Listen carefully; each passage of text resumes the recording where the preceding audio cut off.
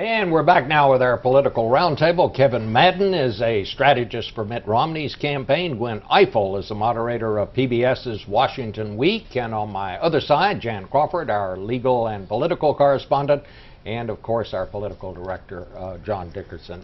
Jan, I want to talk to you because you were off the campaign trail this last week and up at your old haunts, the Supreme Court. I think the Vice President said it exactly right. You can never tell how the court's going to rule based on their oral arguments, because sometimes the justices just play devil's advocate, and sometimes I think they just play around with the lawyers that they're talking to there.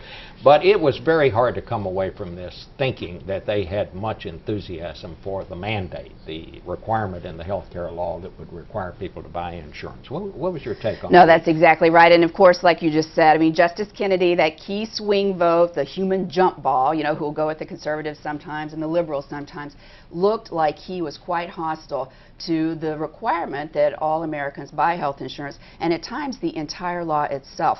But again, you can never predict what the court's going to do, because sometimes they do change their mind. That said, it does appear right now that there is a majority, a 5-4 majority, the 4 conservatives with Justice Kennedy, to strike down that individual mandate and possibly the entire law. Now, we heard the Vice President in your interview say he doesn't think that's going to happen, that he thinks the court will still uphold the health care law. But people who are close to the President, and some of my sources over the weekend I was talking to, say the President doesn't see it that way. He never thought this was a slam dunk. He thinks it's constitutional, but he always knew going in there's a chance the court would strike this down.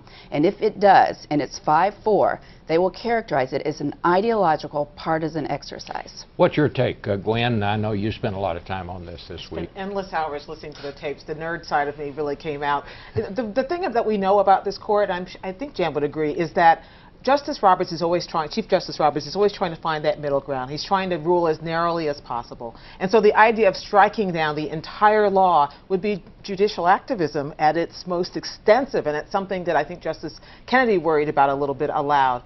On the other hand, the political side of it, I don't know anything I've seen in President Obama which indicates he's the kind of person who wants to declare war on the Supreme Court and to run on that. I know that that's one theory that's going around in the White House, but these are 2 men who like to find middle ground when it's possible. You said, ooh. Well, I mean, yeah, about she the did. State of the Union, yeah. when for the first time the President with 6 justices sitting in that chamber took on the Supreme Court with Justice Kennedy, who wrote that campaign finance decision, sitting there. That's when he really, and you could argue that he kind of kicked off this war, I think, working against the administration's interests by picking a fight with the Supreme Court. And now we're seeing it play out. I don't think the justices are going to base their decision based on a fight the Obama administration picked with them over campaign finance reform. But I do think that they've shown a willingness to stick it to the Supreme Court, and based on what senior administration officials are telling me, that is how they will characterize this decision if it's 5-4 against the administration striking down this health care law. Gentlemen, I'll get to you in a minute. I just want to say one more thing. Democrats really like the idea of running on the court. They say, you know, if you vote for this person, this is what you will get in a Supreme Court nominee. And it never works that way. That's not how people vote. They vote on health care issues. They vote on what's important to them. And to the degree that they want to run on what the court does or doesn't do, it will be on that, I think, not on the Supreme Court itself. Yeah. That was like the guy's look, you're a Romney man, right? Plain and simple. What do you? Look, I think that the health care bill is going to be on the ballot in the court of public opinion, regardless of what happens at the Supreme Court, whether it strikes it down or not. And I think any relitigation of this particular piece of legislation is not favorable political terrain for the president. There is going to be a very important debate in the campaign on the campaign trail about the size and the cost of this bill, and that is really what is made it very unfavorable in the eyes of many voters.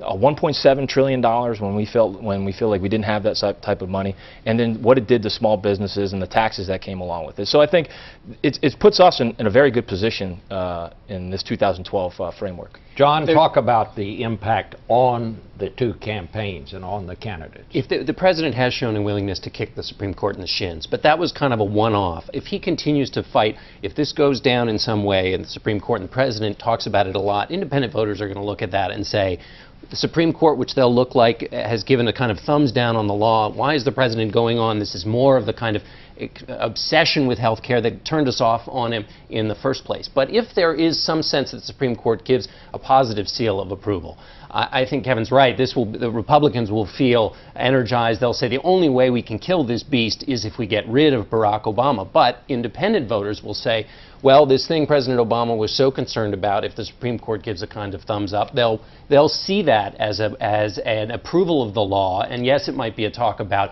size of spending and so forth and so on, but I think that would in the end be good. I think in 2010, that's what really hurt him with independent voters, was that the size of the bill, the cost of the bill, and the fact that it hadn't done anything to control health care costs. Kevin, let me just change the subject just a little bit, and we're about out of time, but why Governor Romney continues to pick up delegates slowly and surely, but why is he having such a hard time connecting with the right side of his party?